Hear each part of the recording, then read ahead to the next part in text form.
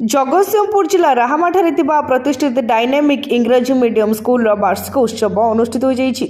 विद्यालय संपादक डॉ सरोज कुमार स्वाई सभापतित्व में मुख्य अतिथि भाव महाकाश विज्ञानी तथा पठाणी सामंत प्लानेटोरियम पूर्वतन उपनिर्देशक डॉ शुभेन्दु पट्टनायक जोगदे आनुष्ठानिक भाव प्रदीप प्रज्वलन कर उत्सव को उद्घाटन करथिले। एथिरे मुख्य वक्ता भावे मेजर सुमंत कुमार स्वाई जोगदेइथिबा बेले सम्माननीय अतिथि भावे अवसर प्रधान शिक्षक दुर्बचरण स्वाई, विपिन कुमार लेंका एवं जवाहरलाल नवोदय विद्यालय शिक्षक सूर्यकांत घड़ई जोगदेइथिले।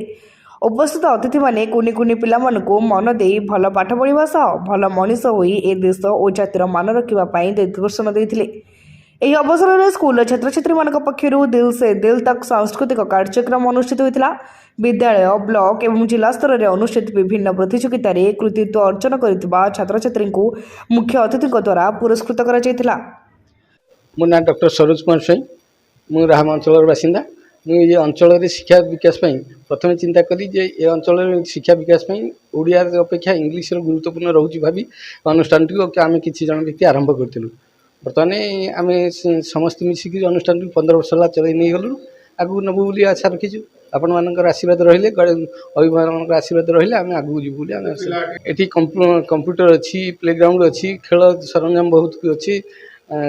ଆମ ସ୍କୁଲ ଗୁଡ଼ାକ ବହୁତ ଆଗକୁ ଯାଇଛି। ଆମ ଏ ଅଞ୍ଚଳ ଭିତରେ ହାଏଷ୍ଟ ନବୋଦୟ ପାଇଥିବା ଏଇ ସ୍କୁଲ, ହାଏଷ୍ଟ ଆଦର୍ଶ ପାଇଥିବା ଏଇ ସ୍କୁଲ, डिबेट कंपिटिशन ठू आरंभ कर जिते लेवल कंपिटिशन आम ये अंचल भितर आम स्कूल डायनामिक स्कूल आगे अच्छी।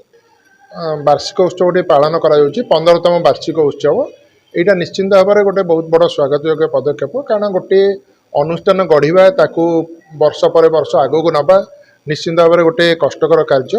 यही जो अनुष्ठान गढ़ी उठी धीरे धीरे आगक बढ़ुची और 15तम वार्षिक उत्सव पालन करुच्ची। यही अवसर में जो पिला माने आसीथिले बा विभिन्न प्रकार पिला मानक पुरस्कृत करागला से माने निश्चित भाव में आगक उत्साहित हेबे एवं सेमानंकर विज्ञान प्रति किपरि भाव में रुचि बढ़िबो से विषय में मध्य किछि आलोचना करागला। जड़े स्थानीय व्यक्ति जे कि आर्मी रे बहुत दिन धरी कार्य करछन्ती से मध्य पिला मानक दिग्दर्शन देले। एटा गोटे बहुत भल अवस्था बोली आमे कहि पारि। रीता संग रिपोर्ट तीर्थक्षेत्र लाइव।